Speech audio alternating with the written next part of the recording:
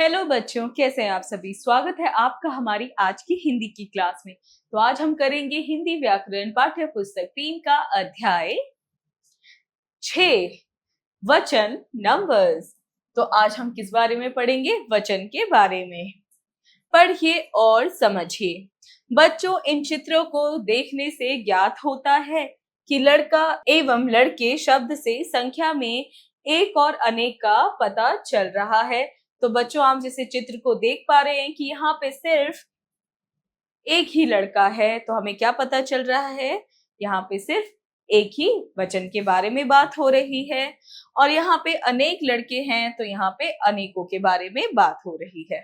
शब्द के जिस रूप से संज्ञा के एक या एक से अधिक होने का पता चलता है उसे वचन कहते हैं। हमने क्या जाना कि शब्द के जिस रूप से संज्ञा का एक या अनेक होने का पता चलता है उसी को हम वचन कहते हैं। वचन दो प्रकार के होते हैं, एक वचन और बहुवचन। एक वचन जिन शब्दों से एक व्यक्ति, प्राणी, वस्तु का बोध हो वे एक वचन कहलाते हैं।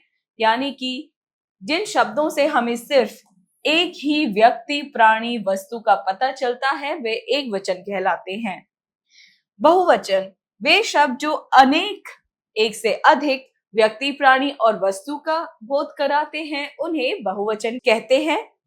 तो जिससे हमें क्या पता चलता है कि कोई वस्तु या प्राणी या फिर कोई व्यक्ति जो एक से अधिक है यानी अनेक है वही बहुवचन कहलाएगा। दी गई तालिका में एक वचन और बहुवचन के उदाहरण का अध्ययन कीजिए। अब हम क्या पढ़ेंगे? एक वचन और बहुवचन के उदाहरणों को। जैसे यहाँ है एक वचन और यहाँ लिखे हैं बहुवचन।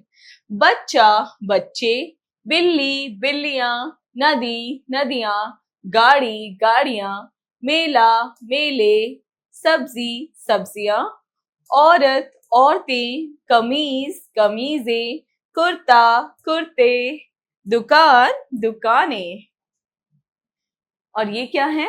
वस्तु, वस्तुएं, चश्मा, चश्मे, माता, माताएं, कपड़ा, कपड़े, मिठाई, मिठाइयां, चम्मच, चम्मचें, कार, कारें, रात, रातें, बंदूक, बंदूकें, भाषा, भाषाएं। और ठीक यहाँ पर भी आंख, आंखें, चूहा, चूहे, कमरा, कमरे, साड़ी, साड़ियां, लकड़ी, लकड़ियां, पुस्तक, पुस्तकें, किताब, किताबें, माला, मालाएं, लता, लताएं, रस्सी, रस्सियां।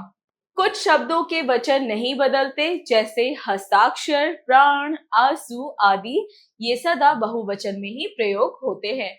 तो बच्चों, कुछ ऐसे भी शब्द होते हैं जिनके वचन कभी नहीं बदलते, वे हमेशा ही बहुवचन रहते हैं और वो शब्द है हस्ताक्षर, प्राण और आंसू। कुछ शब्द सदा एक वचन में प्रयुक्त होते हैं, जैसे पानी, सोना, दूध। ये सारे ही क्या हैं? एक वचन के शब्द हैं और हमेशा एक वचन ही रहते हैं। आइए पुनरावृत्ति करें। संख्या का बोध कराने वाले शब्द वचन कहलाते हैं, जिससे हमें क्या पता चलता है? किसी वस्तु या प्राणी की संख्या का पता चलता है, वही वचन कहलाता है। दूसरा, एक का बोध कराने वाले शब्द एक वचन कहे जाते हैं। अनेक का बोध कराने वाले शब्दों को बहुवचन कहते हैं। अभ्यास कार्य, मौखिक कार्य, स्पीकिंग स्किल्स, यानी हमें बोलकर उत्तर देने हैं। दिए गए प्रश्नों के उत्तर बताइए। का वचन किसे कहते हैं? तो बच्चों, इसका क्या होगा? संख्या का बोध कराने वाले शब्दों को ही हम वचन कहते हैं। ख वचन के कितने भेद हैं? वचन के दो भेद हैं, एक वचन और बहुवचन। ग आंसू किस वचन का शब्द है? आंसू बहुवचन का शब्द है। घ एक वचन और बहुवचन में क्या अंतर है? एक वचन में एक और बहुवचन में अनेक का हमें बोध होता है। लेखन कार्य, राइटिंग स्किल्स, यानी हम लिख के उत्तर देंगे। प्रश्न एक, दिए गए वाक्य पढ़कर सही और गलत का चिन्ह लगाइए। तो हमें क्या बताना है? सही और गलत। क वचन संज्ञा शब्द की संख्या बताते हैं, सही। ख वचन तीन प्रकार के होते हैं, गलत।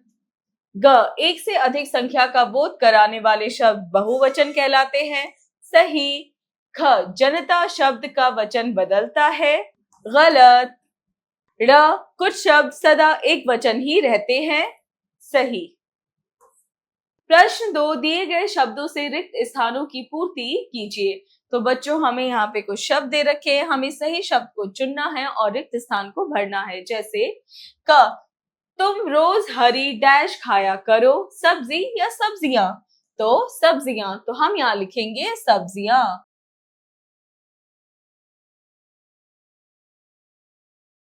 तो बच्चों, इसी तरह आप क्या करेंगे, आप वाक्यों को पढ़ेंगे और जो सही है उसी वचन को आप यहाँ लिख देंगे, उसी वर्ड को आप यहाँ फिल कर देंगे। प्रश्न 3, दिए गए वृक्ष रूपी शब्दों में से एक वचन और बहुवचन छांट कर लिखिए। तो बच्चों, यहाँ पे आपको चित्र में एक पेड़ दिखाई दे रहा है जिसमें बहुत सारे शब्द लिखे हुए हैं। हमें क्या बताना है, हमें इसमें से छांटने हैं। जो एक वचन है उसे एक वचन में और जो बहुवचन है उसे बहुवचन में लिखेंगे। जैसे पुस्तकें, ये है हमारा बहुवचन, तो हम लिखेंगे यहाँ पे। रुमाल, रुमाल हमारा क्या है, एक वचन। तो बच्चों, इसी तरह से आप बाकी के शब्दों को भी पढ़ेंगे और पता लगाएंगे कि वो एक वचन है या बहुवचन और उन्हें लिखेंगे। खेल खेल में ब्रेनस्टॉर्मिंग एक्टिविटी। प्रश्न 4, दिए गए शब्दों के बहुवचनों पर गोला बनाइए। तो यहाँ पे कुछ शब्द दे रखे हैं, हमें इनके सही बहुवचन पे गोला लगाना है। जैसे क, गुड़िया, तो गुड़िया का बहुवचन क्या है, गुड़िये, गुड़िया या गुड़िया। तो ये है सही, गुड़िया। ख, लता, लते, लतों या लताएं, लताएं। ग, मिठाई, मिठाइयां, मिठाइयों या मिठाइयां। तो सही है मिठाइयां। सोचे विचारे, क्रिटिकल थिंकिंग। प्रश्न 5, किसी शब्द के बहुवचन रूप को लिखने के लिए किन मात्राओं का प्रयोग किया जाता है, सोचकर बताइए, कुछ उदाहरण लिखिए। तो बच्चों, हमें क्या करना है, हमें इन शब्दों के बहुवचन बताने हैं और इनमें कौन सी मात्राएं यूज हुई है हमें वो बतानी है। जैसे घड़ी, तो घड़ी का बहुवचन क्या होगा, घड़ियां।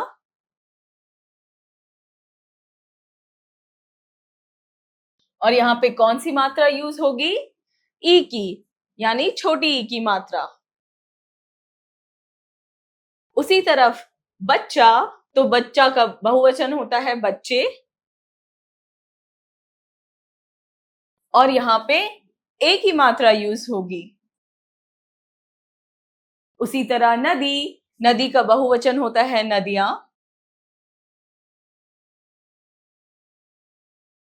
तो यहाँ पे छोटी ई की मात्रा यूज होगी। ये है लता, तो लता का बहुवचन है लताएं।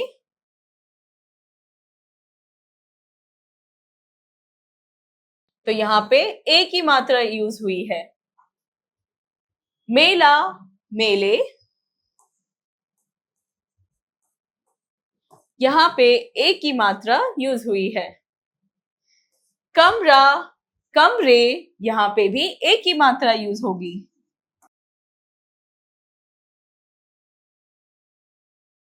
प्रश्न 6, अपने घर में रखी वस्तुओं को देखते हुए एक सूची तैयार कीजिए और लिखिए कि संख्या में कौन सी वस्तु एक वचन है और कौन सी बहुवचन। आपको क्या करना है, आपको अपने घर के अंदर जो भी सामान है उसकी लिस्ट बनानी है और बताना है कि वो एक वचन है या बहुवचन।